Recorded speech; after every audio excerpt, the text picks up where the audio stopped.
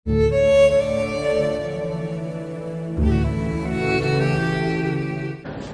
Israel radio station menashe program huna ni le to tu na news tran le to voin ni som ni paruka ni to a chuwang chuan news chu reilo te karon soyanga masaberin bangdoi tlau takin ni min apo sepai pakhat kan chan le ta ani tlangwal thra staff sergeant ido eli ziren anti kumsomni Jerusalem atrangin ania ama hi indona silai mu palik pangavela fuanti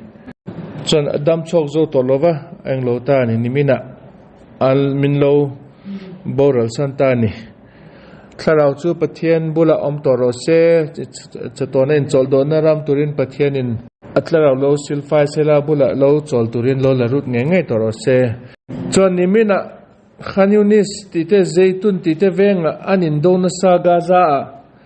chon sepai officer pakhat po aliam nas sepai pakhat officer pakhanen sepai pali nasa dewinan liama tuna hian ni khoshelovin damdoi ina anon shroenti chuan khanyunisa mi terrorist ho po indona chuna sadeu nianga mi tamtok mi somparet vel anin surrender antia chu damin anon manani chuan zeitun anti venga venglian lutuk musulman ho mi house ho venga nimina anin dona sa ni khatin terrorist zathum velan thatanti nimina arab phakani marsian man cho atop thilo bani musulman terrorist su khovel en musulman terrorist anghen khovel hen mi shai tamse chuzoin nimin jan boka police hovin schem khopui bula hian terrorist arin del mi pani anzon man anzon to an muin an manta ni alom ome chuan nimini lovoin jinkar ma de khovar ma in kan sepaho thlona sireram athlok lutin chon iran sepaho an omna sepaho kem pani an ka pa chon mi sepai iran sepai pathuman thianti chuzo in sepaho vin tu na hian hey Bible scholars yeshiva zir ho kharedi ho biang mul sei deu ho hi an mani ta turhen tu na hian englo yeshiva an hongdon sepai ho win aza bula son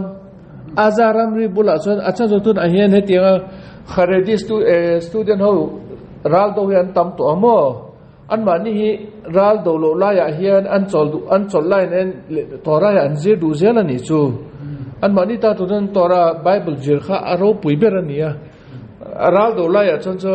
alo thilawen ral chon do ngei ma se ei an chot lai hak saka tian ni ta khan chon an chi du zela chuwang chon tunai yeshiva pakhat kharedi hota to namria an hong dona an din dona chubaka tunahen battalion po kharedi ho thadewam mani an du an matni nom dewa sapaya am thina turin kharedi battalion pakat an hongdona ni cho alom ome chu ni cho ni shiva tel ho jongjong tuna kharedi an ti beng mul sei te poi an nasa dewin anon lu tang an ti sapayin alom omani man chang lo ti to turani ya enga tingan ti du lo ka shlo chu zoin nimina chief of staff kemani sapai te singa lian ber pa in ral kan do kanin dowa khamaso kan tha hi damdoi traberani musulman hota turin kan law lowa khovelin eng po soise ke mani chon khamaso chu the ten ke mani minti boy reng tu te kan jong choga kan thatang tia kan ritanga riru kan nei hi musulman hon tu na hian self government ya serious tak tak ani tin tu na hian min ngai serious tran chawani antini an mani khamaso rin dan achon thakhat pani lo kar ni velin do zo khan khovel pum pui ni sel den bang to ro tianga chon sel de bang to ang ti kha an lo be se nia tunan thlathum main chong an in do to a israelin hamas thi zo ma nge chu kan top lowang ti hi israel government he ti din munya non ti tangin khamaso po ho tun chung chu israel government chu serious tak tak ani to hi ti hi ril ru to anon nei tran chok an ti tuna hen an sepai ho achan ve an tamzo kan thi to tuna chau hen enge kan ti yang ti nan mani po tuna hen an nin ngai to chau tran an ti ni achan chu Israel Musulman Indo chu engtikla ya po formula chu nia Musulman ho min ron dowanga min ron thatanga Israel ho khan eheu tin anin thukanga an thukha kar khat ka ni thum zo en khovel pong point bang to ro ate Israel an le bang to an tilya kha khan ya kan kaldan chu engtikla ya po ma se tu na chon Israel chon khovel pong pui thu soi kan ngai to don lo khama chu azunga tang kan kai chok lo chon tin ril ru an non ni tang a hian chu khama so patle mina laudeu an laudeu to ni mo alam ome BB po kan Prime Minister Papo Nimin Akhan TV in interview an tia ma pon soi ni TV khovelin engzat ma soi ma se tun chung chu kan rafiak khwa hen kan lut nge kan se paite kan ti ru nge lo chon eng tik lai apoi ra le zot ani don lo heten tuna kan banga musulman ho ne ten silaitan lakhom zelang an lei zelanga se paiten lal thara min an non tan lenga heten kan chu wang chon khama si avai kan kai chok nge azunga tang lak chok ngai chu wang chon rafia ka kan lut lo thilo ni ti in khovela try to te zongjong shet turin news a soyani a try a thu soi chul ti nge ro se chuan NTO report pakat aron choga serama boithak lu tu pakhat mana October ni sari nia mi an tha te kha Israel government en tu nen mi pui mu turin anti langdu lovani arak thak lu tu ka ma se khovelin karing love anti lo na turin journalist ho an entirani ashanin journalist ho khan ko khomin chon minister ho embassy te vela anso minister ho an ti ni tuna hian thalai ho computer thiam ho hoin hei an lo internet tangin an lo la chuakin telephone a hen an en na santi chu he mi an tha na alo en telephone a hetian an lo en te thalai hoi tuna hen trauma an niin a at pha po mi pathum palian om tan ti a then chu dika on depression in an luta a then chu hetian a angen an om top mai tia an khovel hetian hian lamungai lo wani chu tuna hian government in film ku ro fa te naw pangin ne chon hi an lo download lo na turin thadewin thru ro ti top mai ni achan chu computer thiam chon du na ra zong chok the ni mo chu naw pang ho nan en cha ka an lo download in an en ani chu khai en chi ni lo an ti en chi ni lo hei chu en chi ni lo arab thak lo tu kan ni chuan mak takin nimina khan America a Israel embassy ma hian sepai pakhat American sepai upadeu to pakhati aron kalen uniform athdeu in aron in chain Israel embassy ma khan athane tokin aron awin sepai ania ma chu duty lai nia free Palestine atin Palestine house len na peru atin amale ma kha keresin anin le khumin anin hal ta dai mai ni damdoi nan shwai ni ma sia an chan chok zo to lova thi ta dai mai ni avan khai ti mai turani free Palestine ti amining eng ma omlo Palestine te ke manin ral manin kan man lo tu ma Gaza hian judat pakhat po omlo wani independent an ni Gaza chu enge free Palestine an lati na khoila tang free ti ro in ti nge ke mani ramzo ka Israel rama Palestine ho Musulman ho an tu noi thum an chong nuam te binan oman na thok na thrat takan nei ni khoila nge free Palestine an ti po eng ma po she cham tu lai khovel chu at nan a khat fik to ni khwak boy na khat vek to ni chu lom fake news internet and fake news tam lutuka fake news tam lutuka Musulman ho ne an mang na sa si fake news a chon an ma ni yan du to yan so ya juda te hwat na turin ma se chu alo ring te alo tam na sa si claim investigation ti po tum lo ven te an ring tok to free Palestine an ti enge free Palestine khoi trang free ti ro inti ke manin khoi enge Palestine te ram kan la Gaza te chu avain autonomous lom an du Hamas on che juda pakhat ma po Gaza om lom chu po seng ma po shlovin free Palestine an tin kerosin an le khumin an that mai ni international news atlem kan soinga Brazil po boy to tun lai chu Brazil te president pa Israel khwat na sa dewania ma se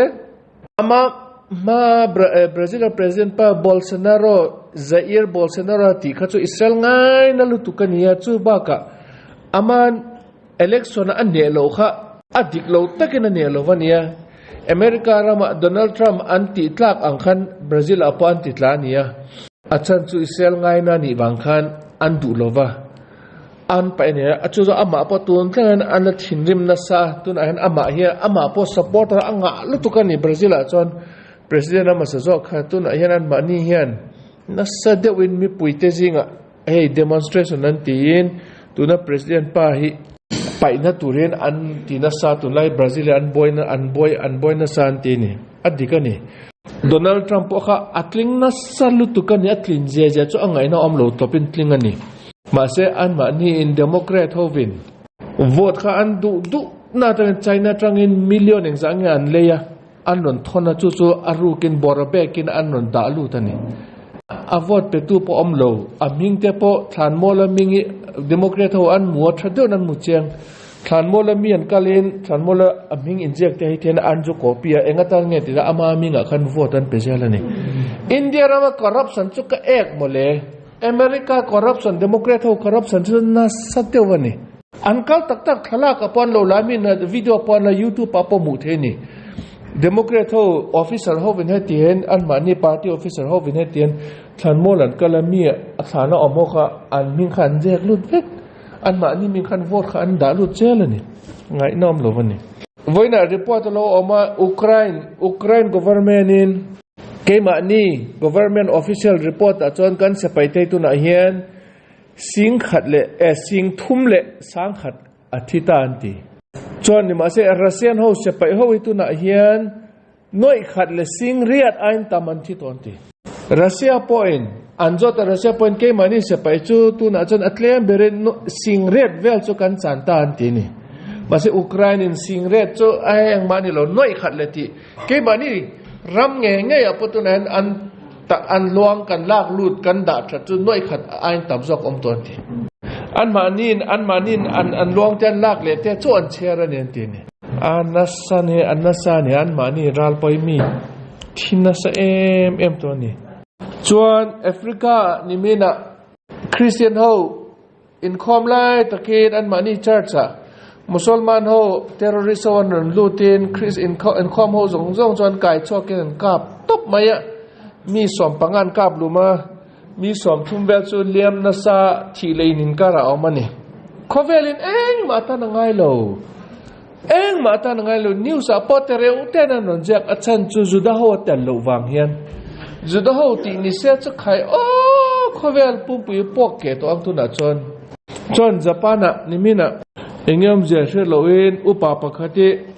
บ่อยนั่นเองทอกบ่อยนั่นเดียวนั่นยังเชื่อมารันไลน์อามุข้าวิดตั้งอะไรนี่จนมีปักขติวิดลุมามีปลีจุดตุนเองอาเลียมนัสสันติอามาจุ police นันมันตาติอาจารย์เองพอเราเชื่อเราอัดทอกบ่อยนี่ยังอันติดต่อปนี่จู่นี่ตัวไว้น่ะนิวส์สวยๆลำจันประเทศมันไงดำเสียสวยฟูอมจอนกันตรงใจในสงสวยดำเหลวเตอินเดียลำเตโมเรลำเตบาร์มาลำเตบังลาเดชลำเตมิโซรัมลำเตอิสราเอลมาดังปะดำเหลวฮัสนำจงจุประเทศนี้อันดำเงี้ยในตัวมิโลสันสักตัวโรเซ